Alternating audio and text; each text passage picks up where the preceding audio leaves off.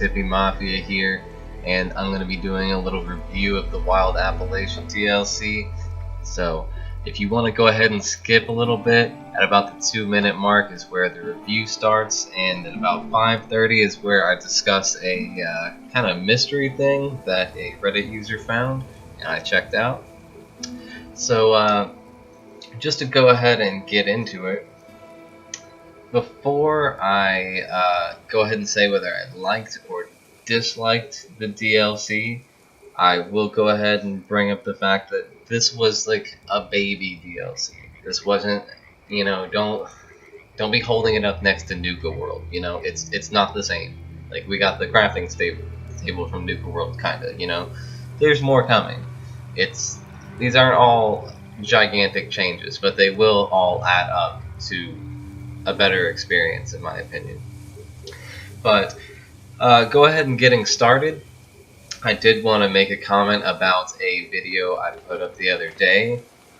When I logged on, there were a lot of people, and that made me excited. I got really happy, and it wasn't just individuals all over the place. It appeared to be like a couple squads, and I definitely love running into other squads, especially when everyone is so serious about it that they all match.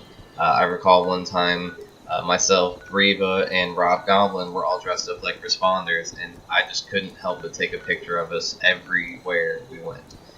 It was just great, in my opinion. It looked great, it was fun, but a lot of people out there, which is a good thing, because like I said, this was a smaller DLC, so that means when much larger stuff comes out, it's going to be even busier. So that's great stuff. Thank you guys for coming on out. I was so happy to play with some of y'all. Go ahead and getting on right into it. I really love the feel of all this, the kind of post-future speakeasy gimmick. I really dug it. I'm happy I get to make whiskey, and the only thing better than whiskey is teammates, and mine's pretty great, but whiskey's pretty great too. And if you don't know about it, you need to get down on it, because all it takes is a couple of charisma perks and your whiskey is doing way more than you ever gave it credit for. You're getting a huge strength boost, you're getting a carry weight boost. It's good stuff. And as far as this crafting table goes, right now it's just real simple stuff, but it will get better. I guarantee you we're going to see some wonky kind of shine style stuff, and unfortunately something they haven't fixed yet, the floor still clips items if you're not careful, and I just lost a couple of those Nuka Quantums there. So I had to go ahead and trade them over to Breva. But hey, it's a work in progress. Nothing's perfect from the start. But I did enjoy crafting them. I'm excited to see what comes out of it. I wouldn't even mind, heinously extensive things you have to craft, where it's like ridiculously specific and perhaps time oriented. That would be really cool, having to fit within a timeline of MASH. This fermenter here scared the hell out of me. I thought that I had messed up and I did something wrong. I did not expect it to explode. Here we go again. Check it out. Just boom, and it just blew on up, and it honestly scared the shit out of me. I jumped back a little bit. I thought like something was happening, something coming through the wall. Once I got to my camp, I checked it out a little further. Turns out it does 10 drinks at a time, and like I said, I just whiskey. That's totally cool. I'm pretty sure that they do it at a much slower rate on their own. I'm not certain of the rate at which they ferment, but I know while I was in my camp, just like a few minutes of building, they were fermented in that machine. So that's awesome. This robot is great. It kind of reminds me of the robot from Treasure Planet that kind of lost its mind. Like, if it had been drunk and lost its mind.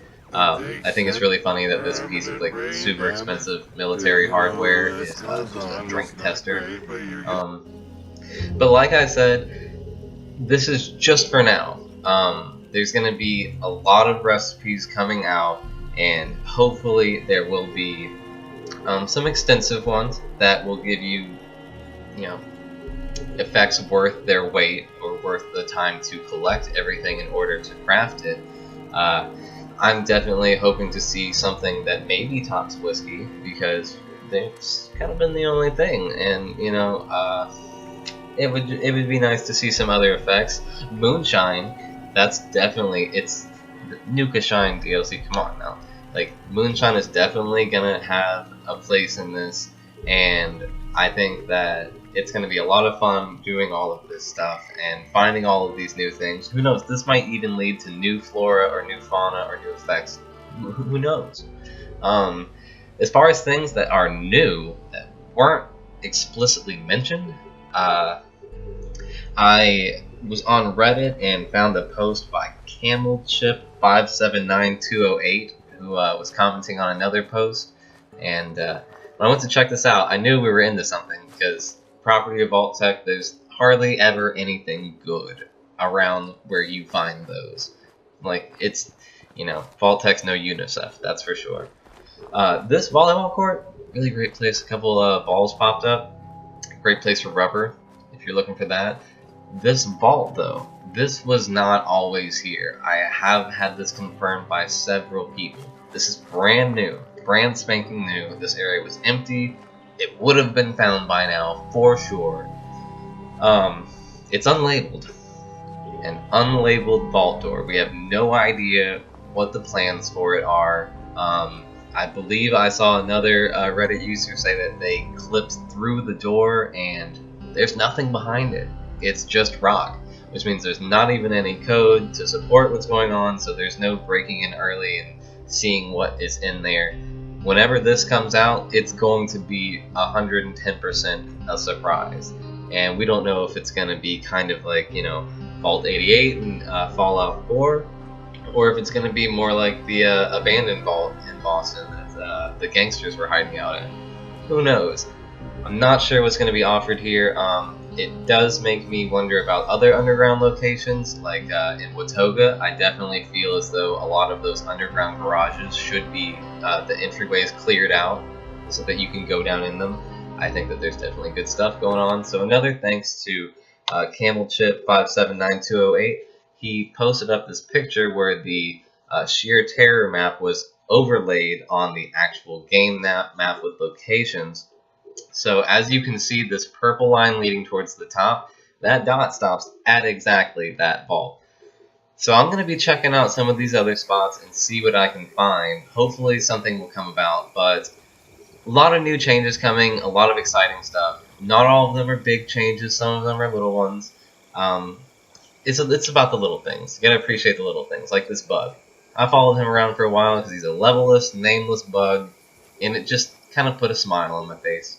So, get out there and build some stuff, guys. See you around.